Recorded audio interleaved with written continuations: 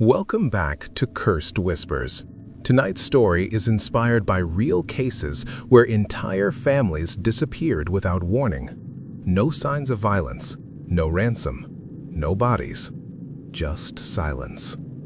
The house stood in a quiet suburban neighborhood, the kind where routines never changed. Lights went out at the same time every night, cars left for work every morning. Neighbors waved politely and minded their own business.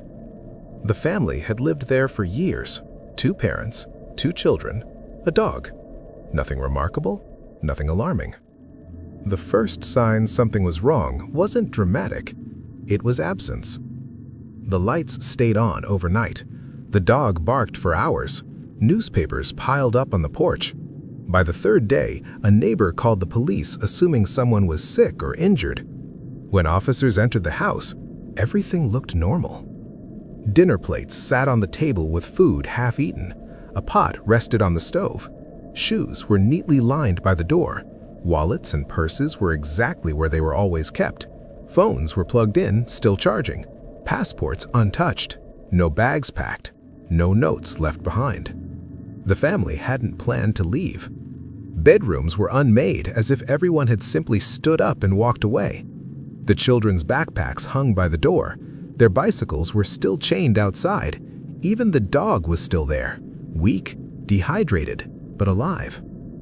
There were no signs of forced entry, no blood, no fingerprints that didn't belong.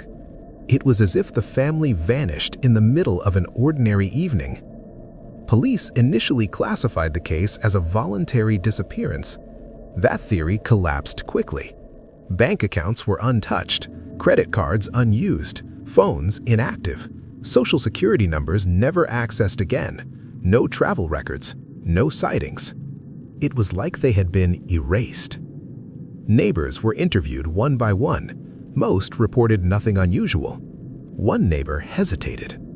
He said that in the nights leading up to the disappearance, he noticed someone standing across the street, always late, always watching the house, never moving. When asked to describe the person, he couldn't. He only said the presence felt wrong, like it didn't belong there.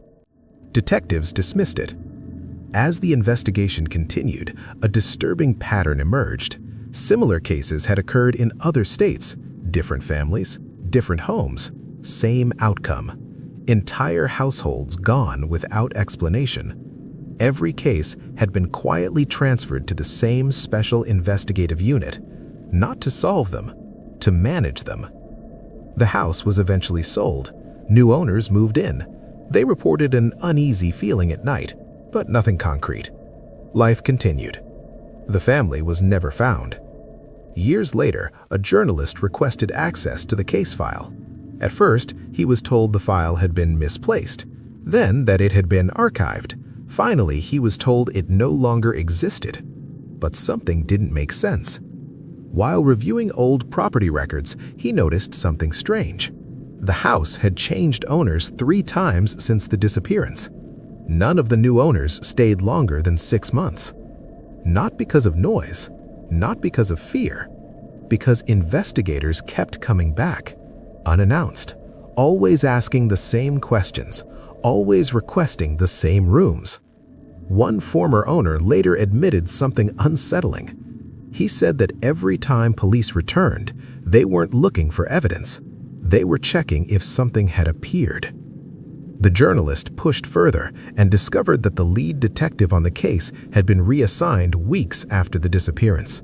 Not fired, not promoted, moved to the same internal unit that quietly handled similar cases across the country. Different families, different homes, same silence.